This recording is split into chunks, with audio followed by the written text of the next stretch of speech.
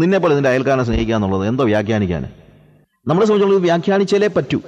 അത് വ്യാഖ്യാനിക്കുന്ന എന്തിനാണെന്ന് ചോദിച്ചു കഴിഞ്ഞാൽ നമുക്ക് ഈ കാര്യം ചെയ്യാൻ വയ്യാത്തതുകൊണ്ട് നമ്മൾ വ്യാഖ്യാനിക്കുന്നതാണ്. അപ്പോൾ ആരാണ് അയൽക്കാരൻ? അപ്പോൾ അടുത്ത ചോദ്യമാണ്. അപ്പോൾ പിന്നെ വ്യാഖ്യാനമായി ആരാണ് അയൽക്കാരൻ? അത് നമ്മുടെ കർത്താവായ യേശു ക്രിസ്തുവാണ് അയൽക്കാരൻ. അപ്പോൾ പിന്നെ നമുക്ക് കുഴപ്പമൊന്നുമില്ലല്ലോ, നമുക്ക് വീട്ടിൽ അത് നമുക്ക് ചെയ്യാൻ വയ്യാത്തതുകൊണ്ട് ഇത് വേറെ ആരെങ്കിലും ഒക്കെ നമ്മൾ ആക്കും. ഇല്ലെന്ന് ആലോചിച്ച് നോക്കി, അവിടെ കൃത്യമായിട്ട് എഴുതുന്നുണ്ട് നീയും പോയി അങ്ങനെ തന്നെ ചെയ്യുക. അതിൻ്റെ അർത്ഥം തന്നെ എടാ നിനക്ക് അയൽക്കാരനാകാൻ പറ്റുമോ? അത്രയേ ഉള്ളൂ ചോദ്യം. അത് വയ്യാത്തത് കൊണ്ട് നമ്മളെന്താ പറഞ്ഞു? ഞാനല്ല അയൽക്കാരൻ, ആരാണ്? കർത്താവാണ്. എന്തൊരു കഷ്ടമാണെന്നൂടെ. അതുകൊണ്ട് ഞാൻ പറഞ്ഞത് വേദപുസ്തകം ഡയറക്റ്റ് ആണെന്ന് നമ്മൾ തിരിച്ചറിയണം. It is so direct. നമ്മൾ കൃത്യമായിട്ട് ആവശ്യപ്പെടുന്ന അല്ലേ, സിമ്പിളായിട്ടുള്ള ഒരു വ്യാഖ്യാനം ആവശ്യമില്ലാത്ത നിലയിൽ. വ്യാഖ്യാനം എന്ന് പറഞ്ഞു കഴിഞ്ഞാൽ വ്യാഖ്യാനിക്കരുതെന്നുള്ള അർത്ഥത്തിലല്ല ഞാൻ പറയുന്നത്, പക്ഷേ ഇറ്റ് ഈസ് സിമ്പിൾ, അതായത് സെൻസിബിളാണ്. വേദപുസ്തകം സെൻസിബിളാണ്. ഒരു സാധാരണ സെൻസുള്ള ആർക്കും പറഞ്ഞാൽ മനസ്സിലാക്കാൻ പറ്റുന്ന കാര്യങ്ങളാണ് ഇതെല്ലാം. നമ്മൾ ചിന്തിക്കുന്നത് ഇതിന് ഗൂഢമായ അർത്ഥങ്ങൾ കിടക്കുന്നതുകൊണ്ട് നമ്മൾ വായിച്ച് ഇനി എന്തെങ്കിലും പ്രശ്നം. ഞാനൊരു സ്റ്റോറി പാറമേൽ അടിസ്ഥാനം ഇടുന്നു എന്നുള്ള പുസ്തകത്തിനകത്ത് എൻ്റെ ഒരു ബുക്കുണ്ട്, അതിനകത്ത് ഞാൻ എഴുതിയിട്ടുണ്ട്. ഒരു ചിത്രകാരൻ്റെ കാര്യമാണ്. സുനിൽ എന്ന് പറഞ്ഞൊരു ചിത്രകാരൻ. ഇവൻ ഒരു ചിത്രം വരച്ചു, ഒത്തിരി ചിത്രങ്ങൾ വരച്ചു. അപ്പോൾ സുനിൽ നല്ല ഐഡിയ ഉള്ള ഒരു ചിത്രകാരനാണ്. ഇപ്പോൾ ഈ മോഡേൺ ചിത്രങ്ങളിലൊക്കെ പ്രശ്നങ്ങളുണ്ടല്ലോ, എന്തോ വരച്ചിരിക്കും നമുക്ക് മനസ്സിലാകാൻ പാടില്ലെന്നാണ് അവർ ചിന്തിക്കുന്നത്. ഡയറക്റ്റായിട്ടൊന്നും ചെയ്യത്തില്ല. റിയലിസം ഒക്കെ പോയി. സെറിയലിസം എന്ന് അവർ പറയുന്നത്, അവരാ പറയുന്നത് എന്തോ ആണെന്ന്. അവരും പറഞ്ഞാൽ ചിലപ്പോൾ അവർ പറഞ്ഞാൽ അതൊന്നും ഞങ്ങൾക്ക് അറിയത്തില്ല, നീ തീരുമാനിച്ചോളാൻ പറയുന്നത്. അവൻ എന്നിട്ട് എന്താണെന്നറിയാമോ, സുനിലിൻ്റെ ഒത്തിരി ചിത്രങ്ങളെല്ലാം കൂടി ഇതുപോലെ ഒരു സ്ഥലത്ത് ഒരു എക്സിബിഷൻ നടക്കുകയാണ്. എക്സിബിഷൻ നടന്നു കഴിഞ്ഞപ്പോഴത്തേക്ക് നാഷണൽ ഡെയിലീസിലെ ക്രിട്ടിക്സൊക്കെ വന്നിട്ട് ഈ ചിത്രകലയെക്കുറിച്ചൊക്കെ ഒത്തിരി പഠിച്ചിട്ടുള്ള പാട്ടുകൾ ഇവന്മാരൊക്കെ വന്നതെല്ലാം അതിനകത്ത് സുനിലിൻ്റെ ഒരു ചിത്രം ഇവന്മാർക്ക് ഭയങ്കരമായിട്ടും ഇഷ്ടപ്പെട്ടു. അപ്പോൾ അതിനെക്കുറിച്ച് ഒരു നാഷണൽ ഡെയിലിയിലെ ഒരു ക്രിറ്റിസിസം വന്നിരിക്കും, ഒരു ക്രിട്ടിക് എഴുതിയിരിക്കുകയാണ്. ഇത് അസാമാന്യമായിരിക്കുന്ന ചിത്രം, ഇതിൻ്റെ പ്രമേയം ഭയങ്കരമാണ്. ഞാൻ മലയാളത്തിലങ്ങ് പറയുക, അതിൻ്റെ പ്രമേയം ഇതേപോലെ ഒരു കൺസെപ്റ്റ് സുനിലിൻ്റെ മനസ്സിലല്ലാതെ ലോകത്തിലാരുടെ മനസ്സിൽ ഉണ്ടാകത്തില്ല. നമ്മൾ ആദ്യം കാണുന്നത് ഒരു പരന്ന പ്രതലം, മലയാളത്തിൽ ഞാൻ പറഞ്ഞാൽ ഒരു പരന്ന പ്രതലം, ആദ്യം കാണുന്ന ഒരു നിറകുംഭം, ഒരു പരന്ന പ്രതലം, അതിൻ്റെ മുകളിൽ ഒരു നിറകുംഭം, അവിടെ നിന്ന് ആദ്യം ഒരു നിറകുംഭം, അതിൻ്റെ മുകളിൽ ഒരു പരന്ന പ്രതലം, അതിൽ നിന്ന് മുളച്ചു പൊങ്ങുന്ന 2 കൊമ്പുകൾ, ദൂരെയായി വീണ്ടും 2 കൊമ്പുകൾ. എന്താണ് ഇതിൻ്റെ അർത്ഥം? എന്നിട്ട് ഇയാൾ തന്നെ പറയാണ്, നിറകുംഭം ജന്മത്തിൻ്റെ വേദനയാണ് ഈ നിറകുംഭം. അതിൻ്റെ മുകളിൽ കാണുന്ന പ്രതലം എന്ന് പറയുന്നത് നമ്മുടെ ജന്മത്തെ എപ്പോഴും അടിച്ചമർത്തുന്ന മായയുടെ വേതാളമാണ്. അതിൽ നിന്ന് ഉയർന്നു വരുന്ന കൊമ്പുകൾ ഈ മായയെയും കവിഞ്ഞു പോകുന്ന പ്രതീക്ഷയുടെ ചിഹ്നമാണ് ആ കൊമ്പുകൾ. അതിൻ്റെ രണ്ടാമത് കാണുന്ന അകലെയായി കാണുന്ന 2 ചെറിയ കൊമ്പുകളോ തുടരുന്ന പ്രതീക്ഷയുടെ പ്രതീകമാണ്.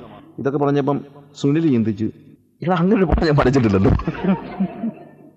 ഇങ്ങനെ പടം പഠിച്ചാൽ സുനിൽ തന്നെ ഒരു ഓർമ്മയില്ല. ഇത് ഏതാ പടമെന്ന് അറിയാൻ വേണ്ടി സുനിൽ തന്നെ ഈ എക്സിബിഷൻ ഹാളിലൊന്ന് പോയി നോക്കിയപ്പം അപ്പോഴാണ് മനസ്സിലായത് ഇതൊരു സിമ്പിൾ പടമാണ്, പക്ഷേ തൂക്കിയിട്ടത് തിരിച്ചാ തൂക്കിയിട്ടത്.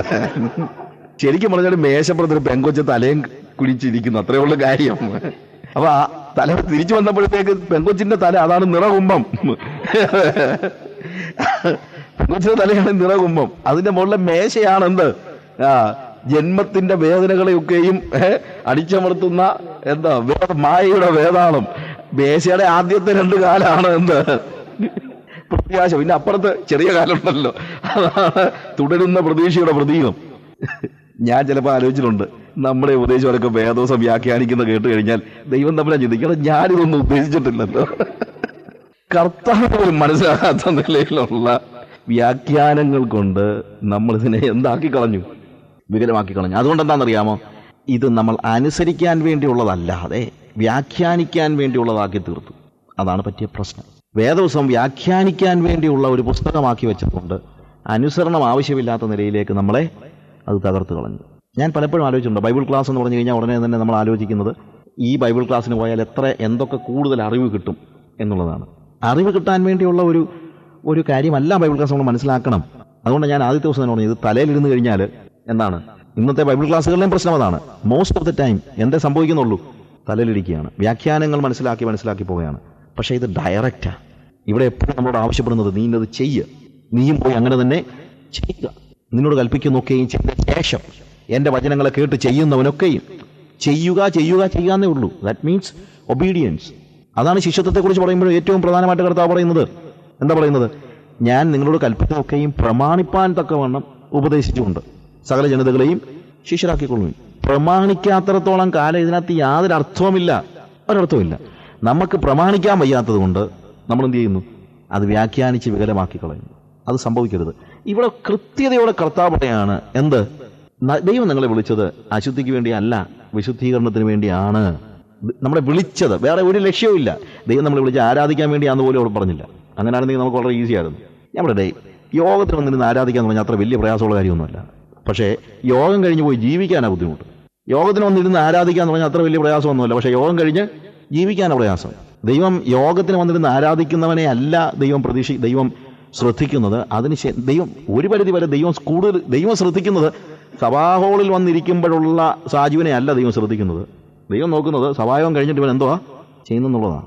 അത് മനസ്സിലാക്കാൻ പറ്റാത്തതുകൊണ്ടാണ് ഈ ആരാധനയൊക്കെ വലിയ കാര്യമായിട്ട് നമ്മൾ പറയുന്നത്. ഇന്ന് പകൽക്കാലം നമുക്ക് ആരാധിച്ച് വിടുതലെടുക്കാനായിട്ട്, ആരാധിച്ചൊന്നുമില്ല, ജീവിച്ചാണ് വിടുതലെടുക്കേണ്ടത്. അനുസരണമാണ് വിടുതലിന് വേണ്ടി നമുക്ക് ദൈവം പറഞ്ഞിരിക്കുന്നത്. അനുസരിക്കുന്നവന് അല്ലേ? ഇതാ ശ്രദ്ധിക്കുന്നത് മുട്ടാടുകളുടെ അനുസരിക്കുന്ന യാഗത്തെക്കാളും ശ്രദ്ധിക്കുന്ന മുട്ടാടുകളുടെ മേധസ്സിനേക്കാളും നല്ലത് അനുസരണം. വേദപുസ്തകത്തിൽ മനുഷ്യനോട് ദൈവം ആവശ്യപ്പെടുന്ന ഏറ്റവും പ്രധാനപ്പെട്ട കാര്യമാണ് അനുസരണം. വേറെ ഒന്നുമില്ല. God has called us for holiness. ദൈവം നമ്മൾ എന്തിനു വേണ്ടി വിളിച്ചിരിക്കുന്നു? വിശുദ്ധീകരണത്തിന് വേണ്ടി വിളിച്ചിരിക്കുന്നു. അതൊരു ഒരു ഒരു ഒരു ഒരു ബുദ്ധിപരമായ അറിവല്ല. എപ്പോഴും നമ്മുടെ ഹൃദയത്തെ എപ്പോഴും എന്താണ് ഹോണ്ട് ചെയ്യേണ്ട, പുറകെ എപ്പോഴും every time I am called. God has called me for holiness. ദൈവം എന്നെ വിശുദ്ധീകരണത്തിന് വേണ്ടി വിളിച്ചിരിക്കുന്നു. ആ ഒരു വലിയൊരു അഭിനിവേശത്തോടു കൂടിയുള്ള ഒരു ജീവിതം ഒരു ആവശ്യമായിരിക്കുമ്പോഴാണ്. അതിനുവേണ്ടിയാണ് ദൈവം എനിക്ക് പരിശുദ്ധാത്മാവിനെ നൽകിയിരിക്കുന്നതെന്നാണ് പൗലോസ് പറഞ്ഞിരിക്കുന്നത്. എന്തിനു വേണ്ടി? വിശുദ്ധ ജീവിതത്തിന് വേണ്ടി. കാരണം ഭൂമിയിൽ ഞാൻ ജീവിക്കുമ്പോൾ മാനുഷികമായ നിലയിൽ ദൈവത്തിൻ്റെ ഇഷ്ടമനുസരിച്ച് ജീവിക്കാനുള്ള ശക്തി എനിക്കില്ലാതിരിക്കുമ്പോൾ എന്നെ ശക്തീകരിക്കേണ്ടതിന് വേണ്ടി, വിശുദ്ധ ജീവിതത്തിന് എന്നെ പ്രാപ്തനാക്കേണ്ടതിന് വേണ്ടിയാണ് ദൈവത്തിൻ്റെ പരിശുദ്ധാത്മാവിനെ എനിക്ക് നൽകിയിരിക്കുന്നത്. അല്ലാതെ ചാടാനും അറിയാനും മാത്രമൊന്നുമല്ല. ചാടുക അറിയാതെ നിങ്ങളുടെ കാര്യം. പക്ഷേ ആത്മാവിനെ കൊണ്ട് ചാടിക്കൊണ്ട് പിറ്റേ ദിവസം ജീവിതം മോശം. അതുകൊണ്ടാണ് ഞാൻ ആദ്യ ദിവസം പറഞ്ഞൊരു കാര്യം നിങ്ങൾക്ക് ഓർമ്മയുണ്ടല്ലോ. ഞാൻ ഈ വിശുദ്ധിയെക്കുറിച്ച് ശുശ്രൂഷ സ്വീകരിക്കാതെ പറഞ്ഞ കാര്യത്തെക്കുറിച്ച് പറഞ്ഞപ്പോഴത്തേക്ക് എൻ്റെ ഒരു സഹോദരൻ പറഞ്ഞതാണ്, ഞങ്ങളുടെ സഭ വിശുദ്ധിയെക്കുറിച്ചേ പറയത്തുള്ളൂ, ഞങ്ങൾ ഒരു സെപ്പറേറ്റ് സഭയാണ്, അവിടെ ഞങ്ങൾ വിശുദ്ധിയും മറ്റെല്ലാവരിൽ നിന്നും വേർപെട്ടവരാണെന്നാണ് ഞങ്ങൾ പറയുന്നതെല്ലാം. പക്ഷേ എല്ലാ വിശുദ്ധിയും വേർപാട് ഞങ്ങളുടെ സഭായോഗത്തിനകത്താണ്. ദൈവം നമ്മളെ വിളിച്ചിരിക്കുന്നു. വിശുദ്ധി മറ്റുള്ള സഭകളെ പോലെ അല്ല പ്രിയമുള്ളവരെ, വിശുദ്ധിക്കും വേർപാടിനും വേണ്ടി നിലകൊള്ളുന്നവരായ സമൂഹമാണ് നമ്മൾ എന്ന് പറഞ്ഞ് ഒരു സ്വയപ്രശംസയ്ക്കല്ലാതെ വേറെ ഒന്നും അതുകൊണ്ട് പ്രയോജനം ഉണ്ടാകുന്നില്ല. എവിടെയാണ് വിശുദ്ധി കാണേണ്ടത്? വിശുദ്ധി കാണേണ്ടത് പുറത്താണ്. വിശുദ്ധി കാണേണ്ടത് അടുക്കളയിലാണ്. വിശുദ്ധി കാണേണ്ടത് ഡൈനിങ് ടേബിളിലാണ്. വിശുദ്ധി കാണേണ്ടത് ബെഡ്റൂമിലാണ്. വിശുദ്ധി കാണേണ്ടത് ഡ്രോയിങ് റൂമിൽ. വിശുദ്ധി കാണേണ്ടത് സൂപ്പർ മാർക്കറ്റിലാണ്. വിശുദ്ധി കാണേണ്ടത് നമ്മുടെ ഓഫീസിലാണ്. അവിടെയാണ് വിശുദ്ധി കാണേണ്ടത്. അതിനെ കർത്താവ് നമ്മളെ വിളിച്ചിരിക്കുന്നത്. അതിന് നമ്മളെ സഹായിക്കുന്ന ആരാണ്? പരിശുദ്ധാത്മാവ്. ഞായറാഴ്ച രാവിലെ സഭായത്തിന് പോകുന്നേരമാണ്. എവിടെയാണ് എൻ്റെ ദിവസം? കഴിഞ്ഞ ആഴ്ച സഭായം കഴിഞ്ഞാൽ വെച്ചത് നോക്കാൻ. കഴിഞ്ഞ ആഴ്ച സഭായം കഴിഞ്ഞ് എവിടെ വെച്ചത് നോക്കാൻ ഇല്ല. ഇതല്ല ജീവിതം. എന്താണ്? അനുനിമിഷം ദൈവം നമ്മളെ എന്തിനു വേണ്ടി വിളിച്ചിരിക്കുന്നു? വിശുദ്ധീകരണത്തിന് വേണ്ടി വിളിച്ചിരിക്കുന്നു. തുച്ഛീകരിക്കുന്നവൻ മനുഷ്യനെ അല്ല, ദൈവത്തെ. ഏത് ദൈവത്തെ? പരിശുദ്ധാത്മാവിനെ നമുക്ക് നൽകിയ ദൈവത്തെ. എന്തിനു വേണ്ടി ദൈവം പരിശുദ്ധാത്മാവിനെ നൽകി? ഒരു വിശുദ്ധ ജീവിതം ജീവിക്കാൻ വേണ്ടി, അതിന് ശക്തീകരിക്കാനായിട്ട്. പരിശുദ്ധാത്മാവിൻ്റെ ശക്തി കൊണ്ട് മാത്രമേ നമുക്ക് വിശുദ്ധ ജീവിതം ജീവിക്കാനായിട്ട് കഴിയത്തുള്ളൂ. അത് നമ്മൾ നോക്കുക. ആ വിശുദ്ധ ജീവിതം ജീവിക്കുന്നതിന് പരാജയപ്പെടുമ്പോൾ വീണ്ടും നമുക്ക് നമ്മുടെ വേദഭാഗത്തേക്ക് വരുമ്പോഴത്തേക്ക് 1 കൊരിന്ത്യർ 10:5 അവരിൽ മിക്കവരിലും ദൈവം പ്രസാദിച്ചില്ല, അവരെ മരുഭൂമിയിൽ തള്ളിയിട്ടു. ദൈവത്തെ മാത്രം പ്രസാദിപ്പിച്ച് ജീവിക്കുന്നവനെ കനാൻ നാട്ടിലെത്താൻ കഴിയും എന്നുള്ള തിരിച്ചറിവ് നമ്മളെ എത്ര വിറപ്പിക്കണം. It is a trampling. അങ്ങ് ചെല്ലുക എന്നുള്ളതാണ് ഏറ്റവും പ്രധാനപ്പെട്ട വിഷയം. നമ്മൾ ഫ്ലൈറ്റിലെ കയറി എയർപ്ലെയിനിൽ കയറി കടലിന് മുകളിലൂടെ പറന്ന് ന്യൂയോർക്കിന് അല്ലെങ്കിൽ ദുബായിക്ക് വരികയാണെന്ന് വെച്ചോ, അല്ലെങ്കിൽ ന്യൂയോർക്കിൽ പോകണമെന്ന് വെച്ചോ, എവിടെയെങ്കിലും ആക്കിയിട്ട് അബുദാബിക്ക് വരികയാണെന്ന് വെച്ചോ, നമ്മൾ പാസ്പോർട്ടുണ്ട്, വിസ ഉണ്ട്, ഫ്ലൈറ്റേ കയറി സീറ്റ് ബെൽറ്റ് ഇട്ടു, ടോഫി തന്നു. എയർ അറേബ്യയിലല്ല, വേറെ വണ്ടിയാണ് വന്നു കഴിഞ്ഞാൽ വല്ലതും കഴിക്കാൻ തന്നതും അറേബ്യയിൽ അത് കിട്ടത്തില്ല. പിന്നെ കഴിക്കാനുള്ളത് കഴിച്ചു. നമുക്ക് എയർ ഹോസ്റ്റസ് വന്നു, ഫ്രൂട്ട് ജ്യൂസ് തന്നു, എല്ലാം തന്നു. പക്ഷേ കരയ്ക്ക് അടുക്കാറായപ്പോഴത്തേക്ക് ഈ പ്ലെയിനിൽ കയറി സ്നാക്സും ഒക്കെ കഴിച്ചു, എല്ലാ കാര്യങ്ങളും ലഞ്ചും കഴിച്ചു, ബോർഡിംഗ് പാസ് ഒക്കെ പോക്കറ്റിലുണ്ടെങ്കിലും കരയ്ക്ക് അടുക്കാറായപ്പോഴത്തേക്ക് കടലിനകത്ത് പ്ലെയിൻ വീണ് കഴിഞ്ഞാൽ പ്രയോജനം ഉണ്ടാകുമോ? ഇല്ല. എനിക്ക് ബോർഡിംഗ് പാസ് ഉണ്ടായിരുന്നു പറഞ്ഞിട്ട് കാര്യം വല്ലതും ഉണ്ടോ? എല്ലാം പാസ്പോർട്ടും വിസയും ഒക്കെ ചെക്ക് ചെയ്തിട്ടാണ് ബോർഡിംഗ് പാസ്സൊക്കെ കിട്ടിയത്. പക്ഷേ അകത്ത് അബുദാബിയിൽ വന്ന് കയറി കഴിഞ്ഞാലേ എന്താണ് നമ്മളുടെ യാത്ര കൊണ്ട് പ്രയോജനം ഉണ്ടാകത്തുള്ളൂ, അല്ലെ പ്രയോജനം ഉണ്ടാകുന്നില്ല. അല്ലേ? ഏത് യാത്രയിലും അത് തന്നെ. എത്ര കഷ്ടമാണ്, എത്ര ദുഃഖം. അതുകൊണ്ടാണ് ഞാൻ പറഞ്ഞത് 1 കൊരിന്ത്യർ 10:5 ഭയങ്കര ഒരു പത്തറ്റിക്കായിട്ടുള്ള വേഴ്സാണ്. അവരിൽ മിക്കവരിലും ദൈവം പ്രസാദിച്ചില്ല, അവരെ മരുഭൂമിയിൽ തള്ളിയിട്ടു എന്നുള്ളത് നിങ്ങൾ അറിയാതിരിക്കരുത് എന്ന് നിങ്ങൾ ഓർക്കണം. അവിടെ എത്തുക എന്നുള്ളതാണ് ഏറ്റവും പ്രധാനപ്പെട്ട വിഷയം. നമ്മൾ സഭയിൽ വന്നോ ഇല്ലയോ എന്നുള്ളതല്ല, സ്നാനപ്പെട്ടോ എന്നുള്ളതല്ല, നമ്മൾ പാടിയോ എന്നുള്ളതല്ല, ആരാധിച്ചോ എന്നുള്ളതല്ല. ഇതെല്ലാം യാത്രയ്ക്ക് ആവശ്യമായിരിക്കും. പക്ഷേ ഞാൻ പറഞ്ഞ പോലെ ബോർഡിംഗ് പാസ് നല്ലതാണ്, ബോർഡിംഗ് പാസ് ഇല്ലാതെ കയറാൻ പറ്റും. പാസ്പോർട്ട് വേണം, വിസ വേണം, ബോർഡിംഗ് പാസ് വേണം, പ്ലെയിൻ ടിക്കറ്റ്, എല്ലാ കാര്യങ്ങളും വേണം. പക്ഷേ ഇനി വരണം. ഇതുപോലെ നമ്മുടെ ജീവിതത്തിൽ എന്തെല്ലാം പ്രിവിലേജസ് നമ്മൾ അനുഭവിച്ചാലും, ദൈവം നമുക്ക് എന്തെല്ലാം ഉപകാരം ചെയ്താലും, നമ്മൾ സഭയിലാണെങ്കിലും ഒരു പക്ഷേ ആത്മാർത്ഥതയോടെ പാട്ട് പാടിയാലും അന്യഭാഷ സംസാരിച്ചാലും എന്താണെങ്കിലും അങ്ങ് ചെല്ലുന്നില്ലെങ്കിൽ ആ ജീവിതം പ്രയോജനമുള്ളതല്ല.